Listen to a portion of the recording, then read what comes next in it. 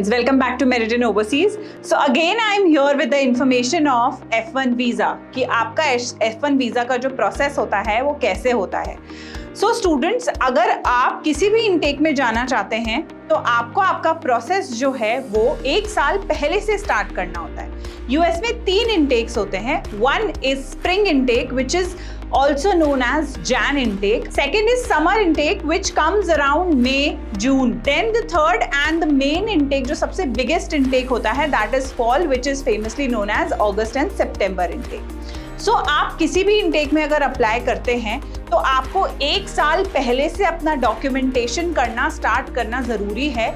मैंने पहले भी आपको ये चीज़ समझाई थी कि अगर आप किसी भी एजुकेशन में लास्ट ईयर में हैं, प्रोबेबली योर 12th और योर 3rd ईयर और 4th ईयर, तो आपको 1 साल पहले से आपके प्रोसेस स्टार्ट करना है.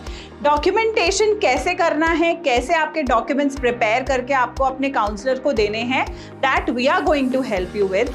Next is once you are done with your documentation, आपको यूनिवर्सिटी शॉर्टलिस्ट करनी है on the basis of your profile कि आपकी एलिजिबिलिटी के अकॉर्डिंग आपको कौन सी यूनिवर्सिटी में अप्लाई करना है. That you can do. आप अपने डॉक्यूमेंट्स वेरीफाई करें. डॉक्यूमेंट्स इवैल्यूएट करने के बाद आपको कुछ एग्जाम्स देने पड़ते हैं, which could be IELTS, Duolingo, PT, जो इंग्लिश प्रोफिशिएंसी एग्जाम्स हैं, जिसकी वजह से आपको अच्छी यूनिवर्सिटीज़ प्रोवाइड हो सकती हैं. Next is your scholarship. आपको अगर आप एलिजिबल हैं for scholarship, you have to check. अगर आपकी परसेंटेज कम है देन GRE GMAT से आपको जो स्कॉलरशिप है वो मिलने में आसानी होती है. और अगर आप बैचलर्स के लिए अप्लाई करते हैं तो SAT एग्जाम्स जो होते हैं वो हर स्टूडेंट देता है. अगर आप एम कर रहे हैं स्कॉलरशिप का एंड आपके एकेडमिक्स में थोड़े से मार्क्स जो हैं वो कम हैं, also you have to work on your extra certifications, क्योंकि उसके बेसिस पे यूनिवर्सिटी में एडमिशन्स बहुत ईजी हो जाते हैं. Then after completing your university shortlisting, you have to start evaluating your documents according to the university and start submitting the applications before the deadline.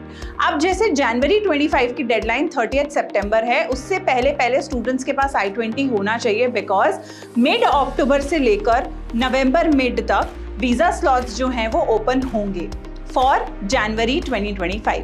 सो अगर आप अभी भी जनवरी के लिए प्लान कर रहे हैं तो you can start punching your application now as well, क्योंकि हमारे पास 30th सितंबर तक का डेडलाइन है. Next is after getting offer letter. जब आप यूनिवर्सिटी में एप्लीकेशन डाल देते हैं, now you will get the offer letter which takes around 4 to 6 weeks. आपको जब ऑफर लेटर मिल जाता है then you have to apply for your I-20 document जो होता है, that documents makes you eligible to apply for visa. तो I-20 document आता है 15 से 20 दिन में, जिसको लाने के लिए प्रोबेबली यूनिवर्सिटीज जो हैं वो आपसे I-20 डिपॉजिट मांगे, which could be between $200 to $4,000 and that will be deducted from your tuition fees.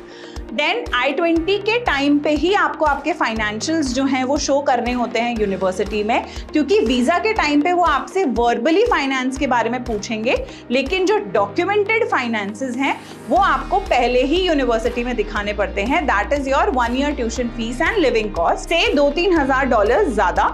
And then उसके बाद जब आप यूनिवर्सिटी में फाइनेंशियल शो कर देते हैं, I-20 डिपॉजिट दे देते हैं, then you will get your I-20 in 15 to 20 days. नाउ I-20 क्या होता है? I-20 डॉक्यूमेंट जो आता है वो डॉक्यूमेंट आता है US होमलैंड सिक्योरिटी से.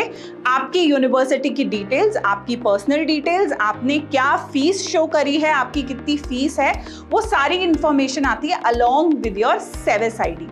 सेविस ID होता है आपका वहाँ का आधार कार्ड. जैसे वहाँ पे सोशल सिक्योरिटी नंबर होता है, वैसे ही एक स्टूडेंट के लिए वहाँ पे सेविस ID होती है.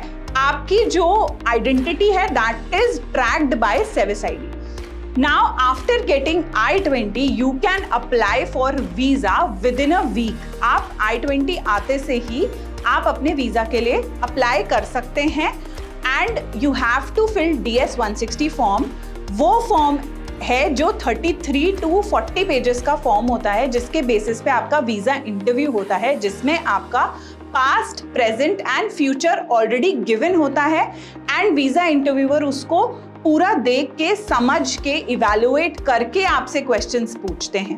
सो DS-160 फिल करने के बाद you have to book the slot for visa. आपकी जो वीजा फीस होती है that is $185 which is universal.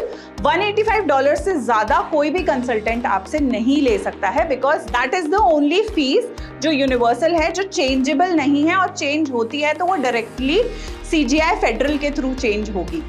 Next is your SEVIS ID। SEVIS ID खरीदने के लिए आपको $350 देने पड़ते हैं। That is also universal, that is not changeable and is not different in any of the student visas. Next is your visa interview. Visa interview में 2 dates book होती हैं। जो first date book होती है that is your biometric, जिसमें आपकी DS-160 form, आपका visa slot booking, आपकी वीजा फीस पे हुई है कि नहीं, आपकी सर्विस फी पे हुई है कि नहीं, आपका I-20 सारी चीजें along with your passport check होता है। बायोमेट्रिक के टाइम पे आपके फिंगरप्रिंट्स लिए जाएंगे, आपके सारे डॉक्यूमेंटेशन चेक करेंगे।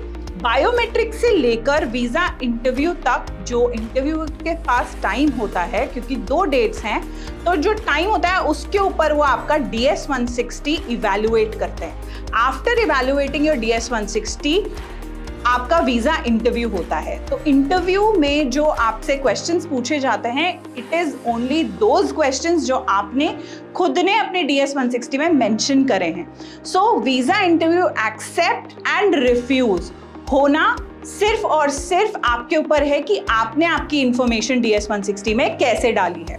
सो ये एक इंपॉर्टेंट इंफॉर्मेशन थी उन स्टूडेंट्स के लिए जो प्लान कर रहे हैं US जाने के लिए या जिनका अभी भी वीजा प्रोसेस चल रहा है। So if you have any questions you can comment on my video, and if you want to know more about visa slots and availability of the slots you can definitely reach us out. If you want to start your process for January तो आप अपने जो documents है वो application02@meridin.org पे send कर सकते हैं। एंड अगर आपको और भी कोई इन्फॉर्मेशन चाहिए तो आप इस वीडियो पे कमेंट कर सकते हैं। For more such videos you can like our video, subscribe our channel and don't forget to press the bell icon. Thank you.